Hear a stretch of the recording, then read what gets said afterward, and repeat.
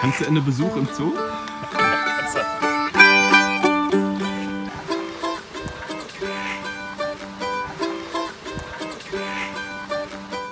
Ja, hallo, wir sind Kappes & Co.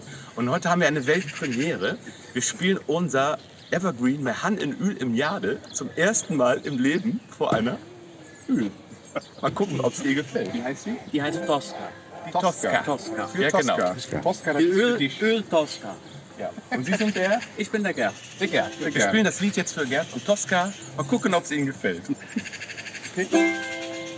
So, wir haben ein Öl im Jade, da kannst du abends wade. Da lurt sie dich mit großen Ohren an, weil sie mit denen so gut lure kann. Wir haben ein Öl im Jade, wer hätt die in ihr Lade?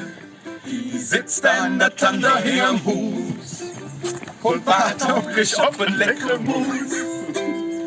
Ja, ich finde, Ja, das hat die jetzt die Moos gesehen, ne? Ja. Und wollte weg. genau. Also, wenn sie wegfliegt, heißt das, das hat ihr gefallen, ne? Nicht unbedingt. Die hat sich irgendwie erschrocken. Aber das hört sich aber super an. Ja, schön. Gerd hat's gefallen. Ja. Wir wissen es nicht genau. Aber wir kommen noch mal wieder und gewöhnen Sie dran. Da können wir die zweite Strophe singen. Wir haben ein Öl im Jade, da kannst du abends wade.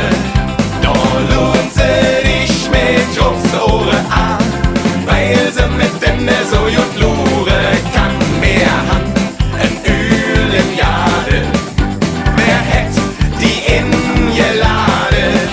Die sitzt in der Tante hinterm Hus und wart hungrig auf ein leckere Mus.